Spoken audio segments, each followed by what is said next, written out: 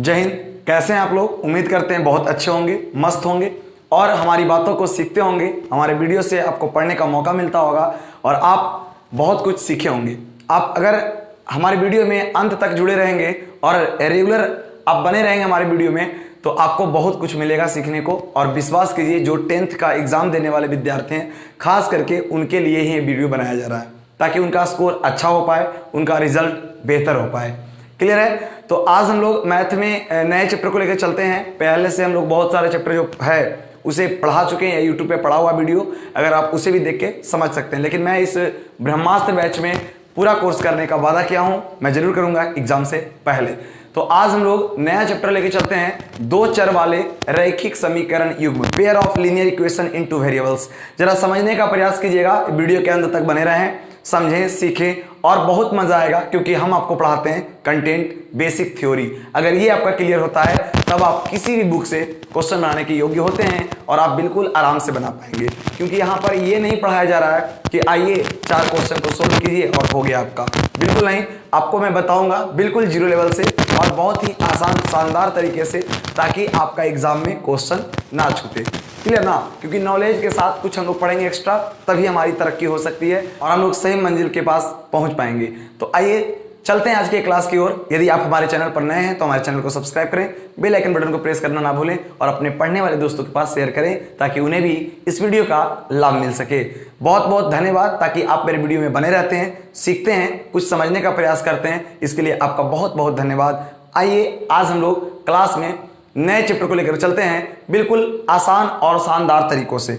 तो सबसे पहले आप देख रहे होंगे कि हम आपको पढ़ाने वाले हैं दो चर वाले रैखिक समीकरण युग्म। बहुत ही इंपॉर्टेंट चैप्टर है, इससे एग्जाम में 15 से 20 नंबर आएंगे। आपको लगता होगा कि 15 से 20 नंबर, जी हाँ बिल्कुल 20 नंबर आने वाले हैं। तो आपको इस चैप्टर को दमदार तरीके से, अच्छे तरीके से पढ़ना है। मैं उसको उतना ही पढ़ाऊंगा जितना आपके एग्जाम के लिए बस काफी होगा। ज्यादा पढ़ने से कोई फायदा है नहीं, क्योंकि समय कम है। कम पढ़ के बेहतर रिजल्ट लाने का हम लोग रखते हैं जज्बा, और कम पढ़ के बेहतर रिजल्ट जरूर आएंगे। आइए समझते हैं बातों को, क्योंकि मैं आपको क्वेश्चन नहीं बल्कि पढ़ाता हूं थ्योरी। तो आइए समझते हैं।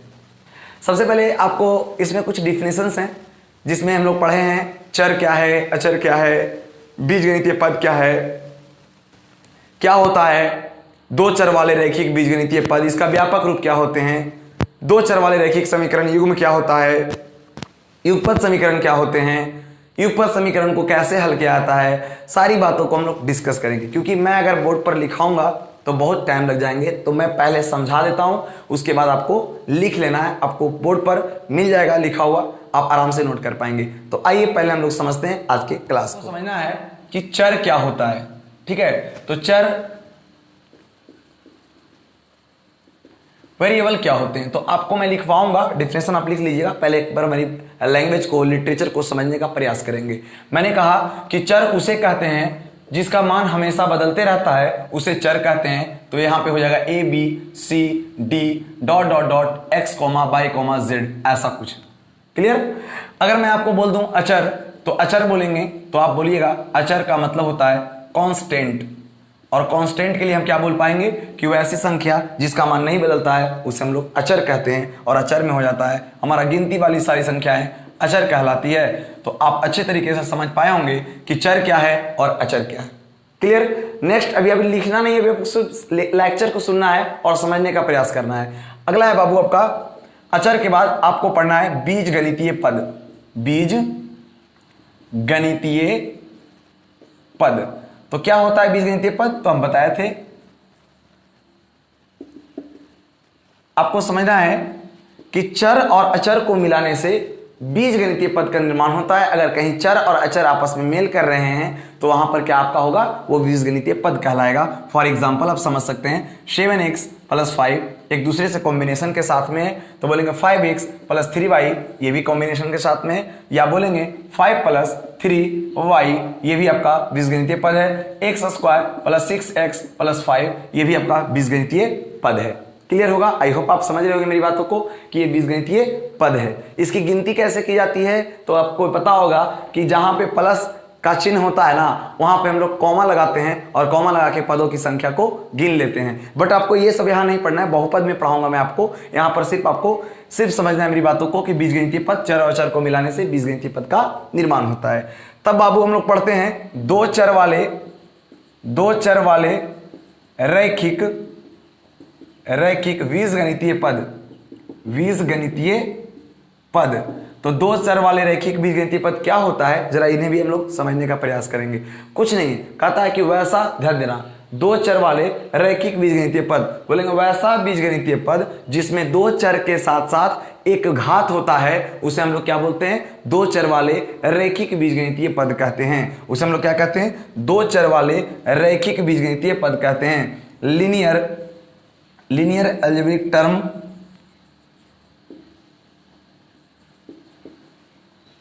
टर्म इनटू वेरिएबल,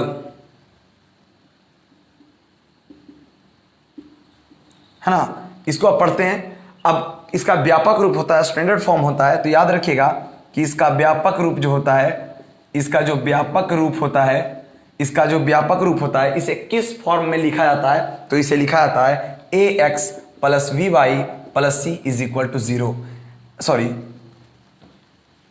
इसे लिखा जाता है ax plus vy plus c, जहां पे एक कंडीशन है कि a के जगह पर 0 ना हो और b के जगह पर भी 0 ना हो। क्यों? क्योंकि अगर a के स्थान पर 0 हो जाएगा तो a गुना x मतलब 0 गुना x तो 0, तो x का अस्तित्व खत्म हो जाएगा, तो एक ही चर वाले ना बचेंगे। हमें चाहिए दो चर और पावर 1 होना चाहिए। तो यही होता है जो दो चर वाले रैखिक बीजगणितीय पद का व्यापक रूप होता है। आई होप हमारी बातों को समझे होंगे। तो फिर से आप एक बार रिवीजन कर लेंगे, मैं लिखवाऊंगा, सारे का डिफिनेशन लिखवाऊंगा, आप सिर्फ मेरे वीडियो में बने रहें, अंत तक सीखने का प्रयास करें, समझते चले। तो ये आपको समझ में आ गया होगा। तो आइए देखते हैं दो चर वाले रैखिक समीकरण कहते हैं। देखिए, दो चर वाले रैखिक समीकरण बहुत आसान है। आप एक बार समझेंगे कि दो चर वाले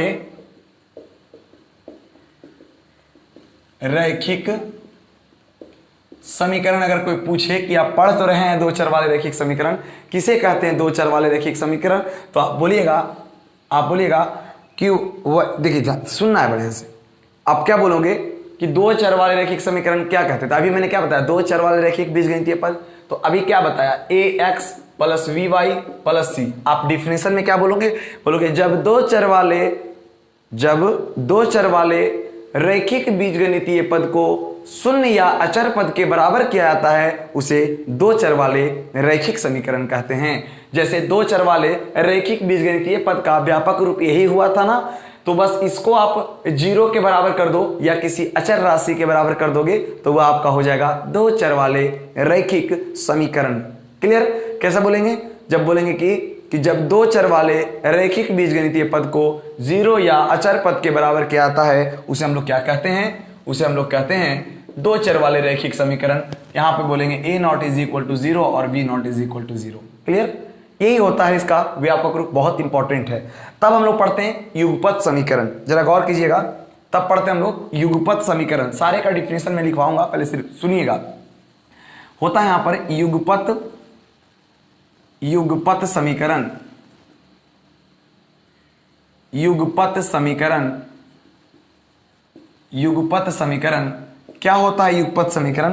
तो आप बोले अब दो चर वाले दो रैखिक समीकरण को एक साथ हल किया जाता है, उसे युगपत समीकरण कहते हैं।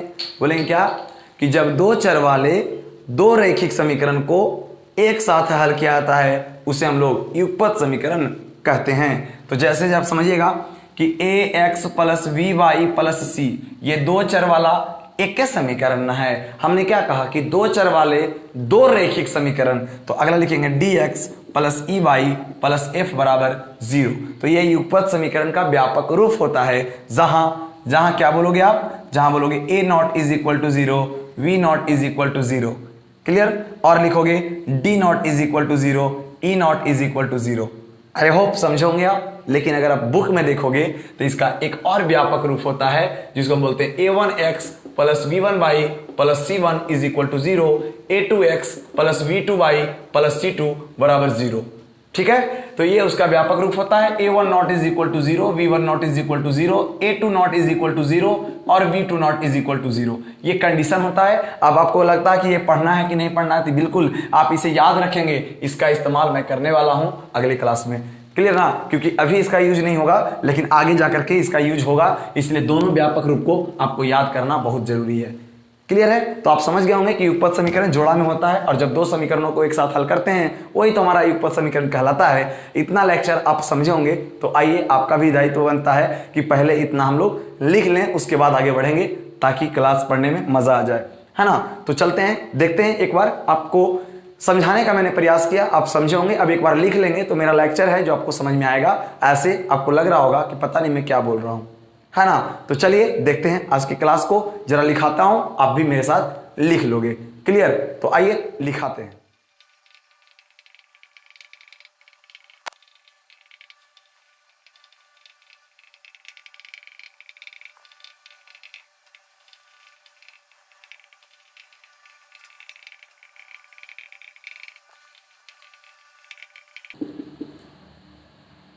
चलिए, तो आप इतना लिखेंगे और उसके बाद हम लोग आगे भी लिखेंगे।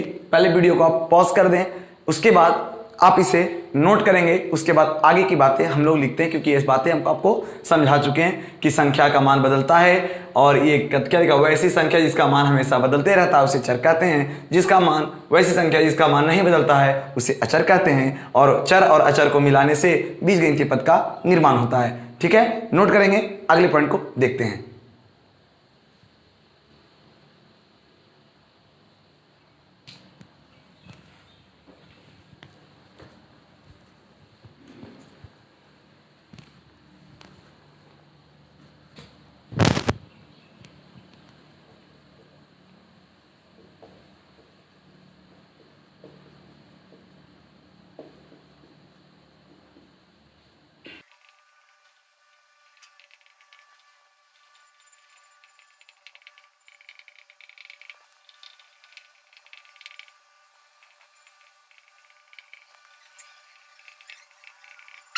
दो चर वाले रैखिक बीजगणितीय पद, जिसको हम कहते हैं वैसा बीजगणितीय पद जिसमें दो चर के साथ साथ एक घात होता है, उसे हम क्या बोलते हैं? उसे बोलते हैं दो चर वाले रैखिक बीजगणितीय पद। अगर आपको यह समझ में आ गया हो तो आपको अगला जो मैं पढ़ाने वाला हूं उसमें आपको तकलीफें बिल्कुल नहीं होगी। तो जल्दी से पहले आप इसे भी नोट करें, उसके बाद हम लोग आगे बढ़ते हैं। देखिए, दो चर वाले रैखिक समीकरण मैंने आपको बताया था, आपको बस लिखना है, क्योंकि मैंने पढ़ा चुका कि दो चर वाले रैखिक समीकरण किसे कहते हैं। तो आप बोलेगा कि जब दो चर वाले रैखिक बीजगणितीय पद को शून्य या अचर पद के बराबर के आता है उसे हम लोग दो चर वाले रैखिक समीकरण कहते हैं। तो आपको मैं व्यापक रूप बताया। फिर पढ़ते हैं युगपत समीकरण। जब दो चर वाले दो रैखिक समीकरण को एक साथ हल किया जाता है उसे हम लोग क्या बोलते हैं? युगपत समीकरण कहते हैं। और युगपत समीकरण का व्यापक रूप दो मैंने समझाया कि ये भी होता है और ये भी होता है। दोनों का इस्तेमाल हम करेंगे अगले कक्षा में, अगले वीडियो में, अगले क्लास में, है ना। दोनों के बारे में हम लोग अगले क्लास में सीखेंगे, अगले वीडियो के माध्यम से। लेकिन आप जान रहे होंगे कि ये जानना बहुत आपके लिए जरूरी है। और हम लोग जो भी समीकरण को सोल्व करते हैं ना, वो युगपत समीकरण को ही सोल्व करते हैं। तो चलिए, आगे की बातें हम लोग यहाँ तक आपको समझा दिए थे, इसलिए यहाँ तक लिखेंगे। उसके बाद हम लोग बातों को आगे लेकर चलते हैं, समझाते हैं और समझने का करते हैं प्रयास। तो जल्दी से आप इसे एक बार कर लेंगे नोट। देखिए, एक VVI बहुत इंपॉर्टेंट पॉइंट है, जरा समझने का करिएगा प्रयास। जैसे मैं आपको बोलूंगा कि समीकरण, या बोलेंगे दो चर वाले रैखिक, दो चर वाले रैखिक समीकरण के कितने हल होते हैं? हल होते हैं। तो आप कहिएगा कि एक समीकरण पहले मैं लेता हूं दो चर वाला, कुछ भी ले सकते हैं आप, यही होता है समीकरण। कहता है इसके कितने हल होते हैं? एक नंबर का ऑब्जेक्टिव में आएगा तो बोलेगा अनगिनत हल होता है। कैसे, जरा समझते हैं। यहां से आपको x का वैल्यू या y का वैल्यू निकालेंगे तो 3 - y हो जाएगा। तो कहता है ना कि y का ऐसा क्या वैल्यू रखे कि x का मान छोटा छोटा निकलते जाए। तो बस अब देखिए क्या करता हूं मैं, y का वैल्यू 0 रखता हूं तो x का मान 3 माइनस हो जाएगा, यहाँ पर 0 तो आंसर आएगा 3।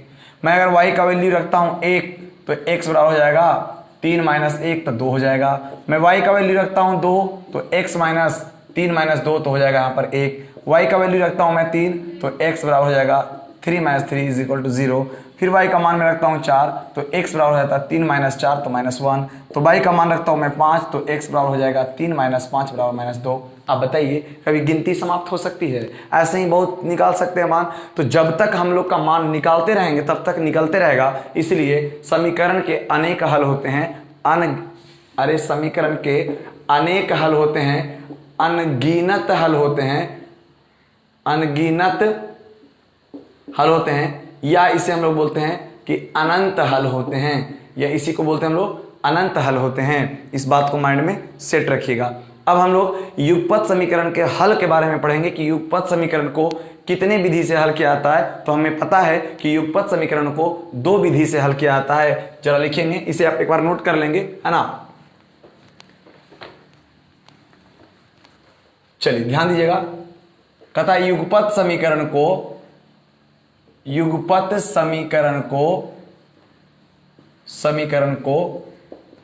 विधि से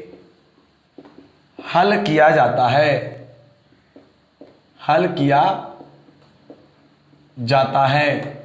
तो दो विधि से कौन सा हल किया जाता है? पहला आपको जानना है कि बीजगणितीय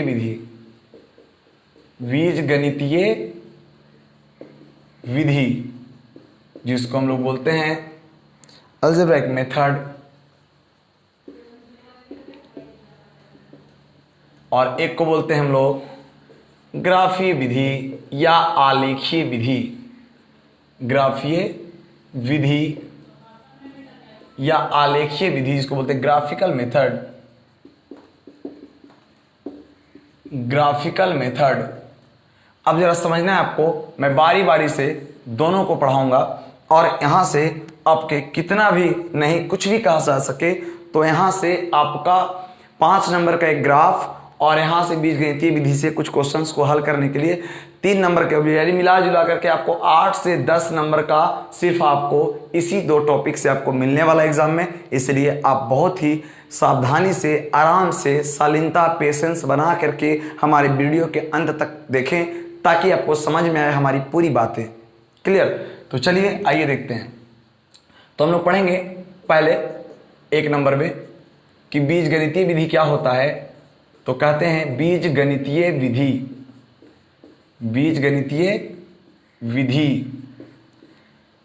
विधि क्या है? तो बोलेंगे हम लोग कि जब युगपत समीकरण को बीजगणित के द्वारा हल करते हैं उसे बोलते हैं बीजगणितीय विधि से हल। तो बोलेंगे जब युगपत समीकरण को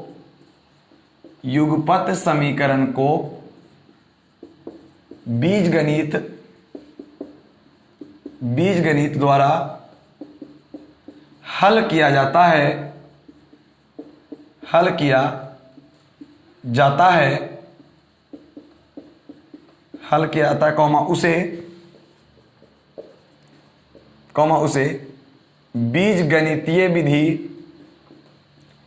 बीजगणितीय विधि से हल कहते हैं। बीजगणितीय विधि से क्या कहते हैं? हल कहते हैं।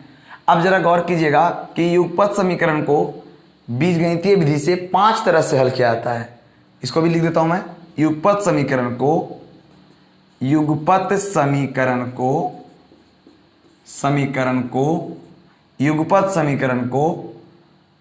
बीजगणितीय विधि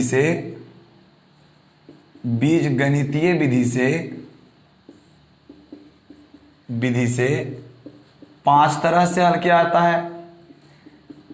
5 विधि या तरह विधि से हल किया जाता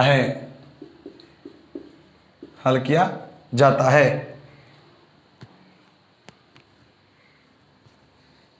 मैं बता देता हूं कि 5 तरह से कौन कौन से होते हैं। तो पहला होता है प्रतिस्थापन विधि, by substitution method, by elimination method, by cross multiplication method, by ratio determination method, by comparison method.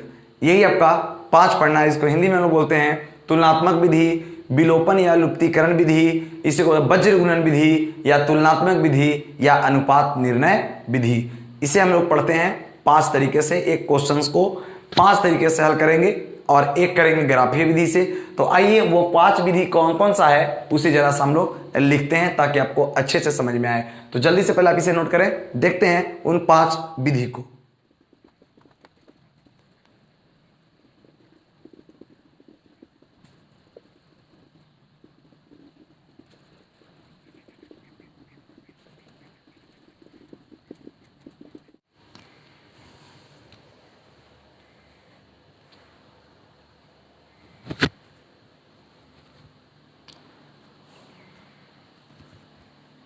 यही 5 विधि है, आपको समझ में आया होगा कि 5 विधि में हमको पढ़ना है प्रतिस्थापन विधि, लुप्तीकरण या विलोपन विधि, वज्र गुणन विधि और पढ़ना है तुलनात्मक विधि और अनुपात निर्णय विधि। याद रखेंगे कि परीक्षा में आपका ये दोनों विधि बहुत इंपॉर्टेंट है और इसे ही आपको बहुत ज्यादा समय दे करके समझना होगा। क्लियर? बाकी अगर आप दो चर वाले रैखिक समीकरण पढ़ रहे हैं तो आपको लुप्तीकरण विधि तो आना ही आना चाहिए। बाकी ये दोनों आपको पढ़ने से कोई फायदा नहीं है क्योंकि एग्जाम में नहीं आते हैं। क्लियर? आई होप हमारे बातों को समझे होंगे, सीखे होंगे। हम बारी बारी से आपको पढ़ाएंगे, ज़्यादा वीडियो लंबा ना हो जाए इस बात का बहुत ख्याल रखते हैं और आपको समझाने का पूरा प्रयास करते हैं। इसलिए थोड़ा सा लेक्चर देना बहुत ज़रूरी है। जब तक आप मेरी बातों को सुनेंगे नहीं तो क्या आप सोचते हैं कि आएंगे ऐसे ही लिखेंगे, मज़ा नहीं आता वैसे पढ़ाने में, है ना। बिल्कुल क्लासरूम की तरह मैं पढ़ाना चाहता हूँ और क्लासरूम में तो बच्चे प्रतिक्रिया देते हैं, यहाँ पर तो मैं खुद आपको वीडियो बना करके अपलोड करता हूँ तो मैं एक अनुमान लगाता हूँ कि आपको क्या तकलीफें होती होगी। इसलिए मैं खुद आपके जो पूछने का जो होता होगा कौन सा क्वेश्चन पूछें उससे पहले ही हम मैं गेस करता हूँ कि आपको कहाँ तकलीफ होगा। इसलिए मैं उन बातों को बार बार बहुत ही सावधानी पूर्वक से बता दिया करता हूँ ताकि आपको अच्छे से बातें समझ में आए। ठीक है, तो आज के लिए बस वीडियो में इतना ही। मिलेंगे नेक्स्ट वीडियो में, तब हम लोग पढ़ेंगे प्रतिस्थापन विधि, लुप्तीकरण, विलोपन, इसको पढ़ेंगे हम लोग। ठीक है, क्योंकि आज बताऊंगा तो ज़्यादा वीडियो लंबा भी हो जाएगा और फिर मज़ा नहीं आएगा, क्योंकि जो हम थ्योरी लिखाए हैं उसे लिख के आपको याद करना बहुत ज़रूरी है। क्लियर ना? तभी मज़ा आएगा पढ़ने में। यदि वीडियो आपको अच्छा लगा हो तो वीडियो को लाइक कर दें और यदि अभी तक हमारे चैनल पर नए हैं तो हमारे चैनल को सब्सक्राइब करना ना भूलें ताकि आपको इससे भी और बेहतर वीडियो आपके पास पहुंचे, आप हमारी वीडियो को देखें और कुछ सीखने का आपको भी मौका मिले। तो आइए मिलते हैं नेक्स्ट वीडियो में। आज के लिए बस इतना ही। जय हिंद।